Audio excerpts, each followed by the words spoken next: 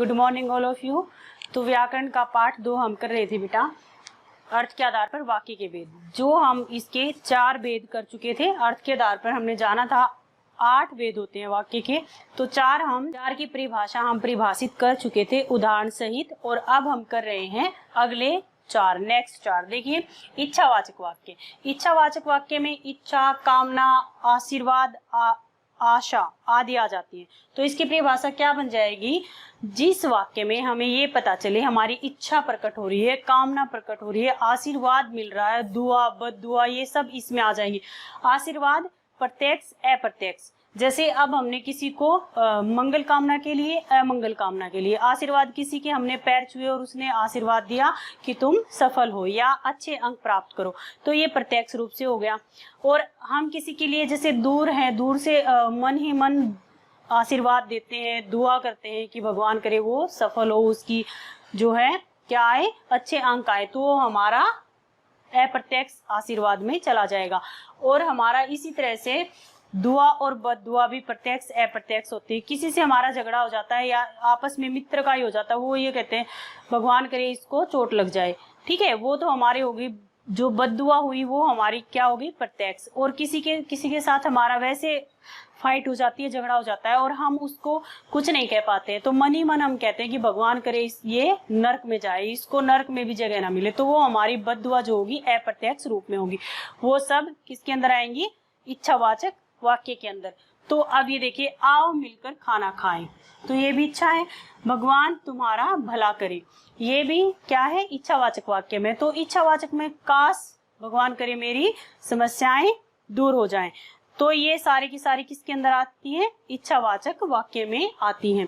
भगवान करे मुझे क्या मिल जाए? सरकारी नौकरी मिल जाए, तो ये सारी की सारी किस में आ जाती हैं? इच्छावाचक वाक्य में। ईश्वर तुम्हें दीर्घ आयु प्रदान करे, यानी कि लंबी आयु दे, ये सारे हमारे इच्छावाचक वाक्य के अंदर आती हैं। फिर है हमारा संकेतवाचक वाक्य।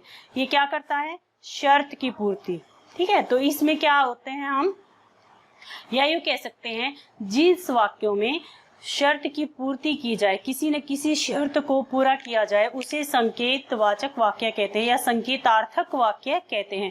या फिर यूं कह सकते हैं एक क्रिया का होना दूसरी क्रिया पर निर्भर करता है। 2 तरह से इसको हम परिभाषित कर सकते हैं कि एक क्रिया का होना दूसरी क्रिया पर निर्भर करता है। ये देखो, उदाहरण के माध्यम से समझते हैं।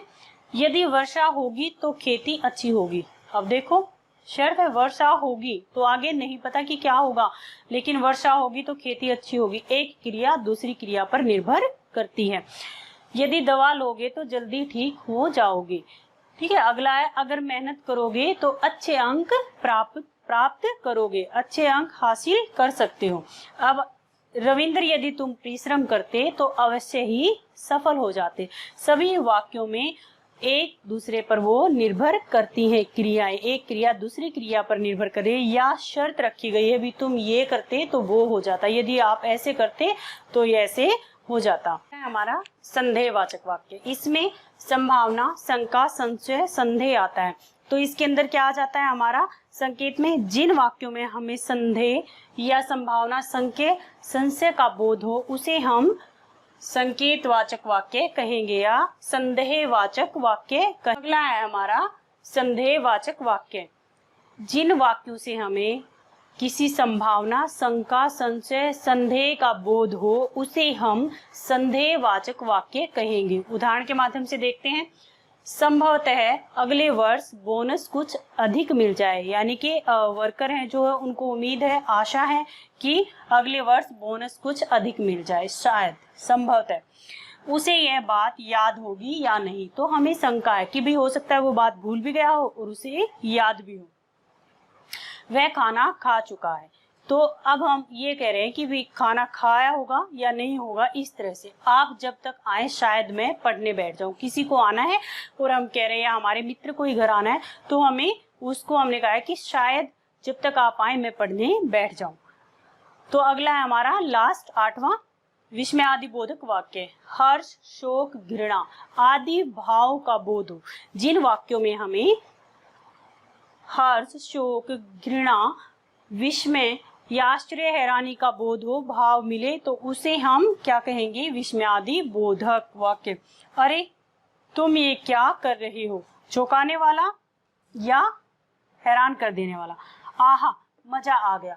कोई स्वादिष्ट वस्तु खाकर या स्वादिष्ट भोजन ग्रहण कर हमें मजा आ गया। आहा, और इसमें खास क्या है, विस्मय आदि बोधक चिन्ह का प्रयोग मिलेगा।